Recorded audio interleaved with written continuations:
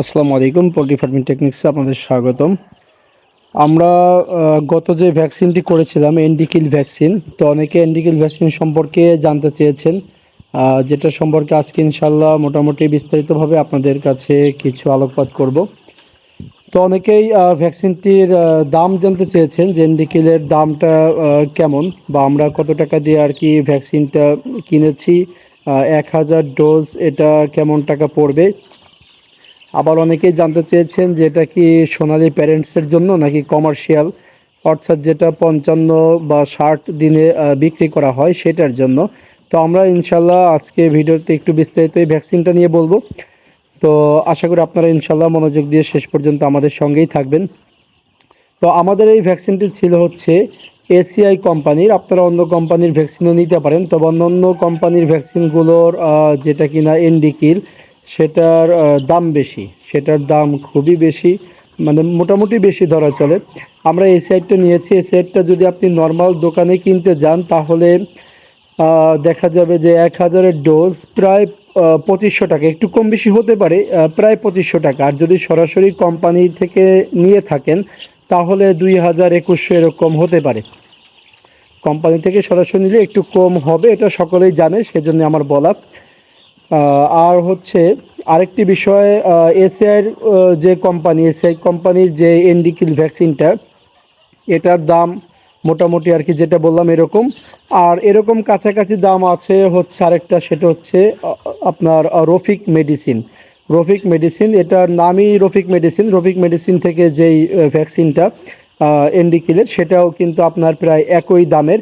এই দুইটা আর কি কোম্পানি মোটামুটি আপনার দেখা যায় যে মোটামুটি কম দামে, তাছাড়া অন্যান্যগুলো একটু বেশি দাম। তো এটা হচ্ছে শুধু রানীক্ষেতেরটা আমরা দিয়েছি এনডি, শুধু এনডি দিয়েছি। আর যদি জি প্লাস এনডি দেন তাহলে মানে গাম্বুরা সহ রানীক্ষেত যদি দেন তাহলে সেটা কিন্তু প্রায় 5500 টাকা পড়বে। সেটা প্রায় আপনার 1000 ডোজের 5500 টাকা পড়বে।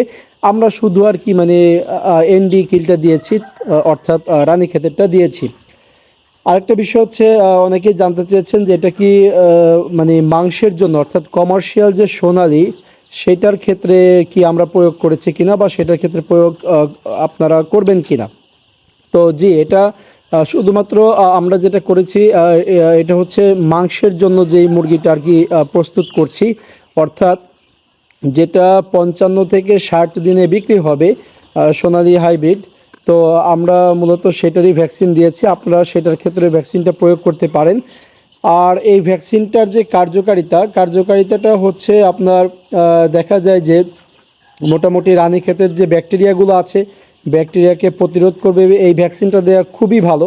এটা 9 থেকে 12 দিনের মধ্যে দিবেন। আমরা 9 দিনে এই ভ্যাকসিনটা দিয়েছিলাম।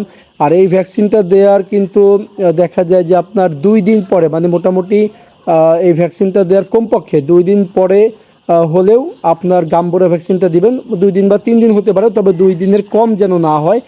তারপরে গাম্বুরাটা দিবেন, যেটা আমরা ইনশাল্লাহ আগামীকালকে দিব, এবং গাম্বুরার সেই ভ্যাকসিনটা আপনাদের সঙ্গে শেয়ার করব। আর পাশাপাশি বলবো যে যারা কিনা দেখা যায় যে একটু বেশি করে বাচ্চা উঠাচ্ছেন, প্রায় আপনার দেখা যায় যে 1000 বা এর উপরে যারা বাচ্চা উঠিয়েছেন, তারা এই ভ্যাকসিনটা করে নেবেন, এনডি কিলটা করবেন। এটা খুবই মোটামুটি গুরুত্বপূর্ণ একটি ভ্যাকসিন। আর আমরা কয়টা ভ্যাকসিন মোট দিয়ে থাকি, এটা একজন প্রশ্ন করেছেন। আমরা মোট দিয়ে থাকি হচ্ছে আপনার 5টা ভ্যাকসিন। 5টা ভ্যাকসিন দিয়ে থাকি, 2টা রানীক্ষেত, 2টা গাম্বুরা, একটা হচ্ছে যেটা আমরা গত ভ্যাকসিনটা দিলাম আর কি, এনডিকিল বাচ্চার ঘাড়ে যেটা দিয়েছি সেটা। এই 5টারকে আমরা সাধারণত খামারে আনার পরে এই 5টা ভ্যাকসিন দিয়ে থাকি। আর আরেকটি বিষয় হচ্ছে যে দেখা যায় যে আপনার বাচ্চার ক্ষেত্রে অনেকেই প্রশ্ন করে থাকেন যে এখন কোন বাচ্চাটা তুলবো, বা মানে কোন বাচ্চাটা উঠাবো। তা আমরা যেটা উঠিয়েছি, আমাদের এই বাচ্চাটা দেখতে পাচ্ছেন, এটা কিন্তু সুপার হাইব্রিড সোনালি সুপার হাইব্রিড। আর শুধু হাইব্রিড উঠাতে পারেন, তবে যদি সুপার হাইব্রিডটা উঠান সেক্ষেত্রে আপনার দেখা যায় যে গ্রোথটা একটু তাড়াতাড়ি আসবে। সেটা আপনি হয়তো বা সময়ের সাথে অ্যাডজাস্ট করে উঠাতে পারেন। যদি গ্রোথটা দেখা যায় তাড়াতাড়ি আনতে চান, সেক্ষেত্রে সুপার হাইব্রিড উঠাতে পারেন। আমরা যেটা উঠিয়েছি এটা হচ্ছে সোনালি সুপার হাইব্রিড বাচ্চা। তো আপনারা এটা এখন উঠাতে পারেন। আর আরেকটি বিষয় আপনাদেরকে বলবো, অবশ্যই ভ্যাকসিনগুলো সতর্কতার সাথে দিতে হবে।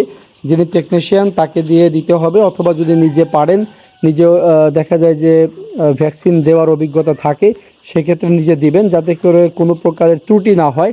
আর অবশ্যই মুরগি পালন সম্পর্কিত এবং ভ্যাকসিন সম্পর্কিত অথবা ব্রুডিং সম্পর্কিত যে কোনো তথ্য জানার জন্য আমাদেরকে প্রশ্ন করতে পারেন। আমরা হয়তোবা সরাসরি কমেন্টসে উত্তর দিয়ে দিব, অথবা আমরা চেষ্টা করব যে ভিডিওর মাধ্যমে উত্তর দেওয়ার। আর চ্যানেলটিকে সাবস্ক্রাইব করে সঙ্গেই থাকবেন ইনশাল্লাহ। আসসালামু আলাইকুম।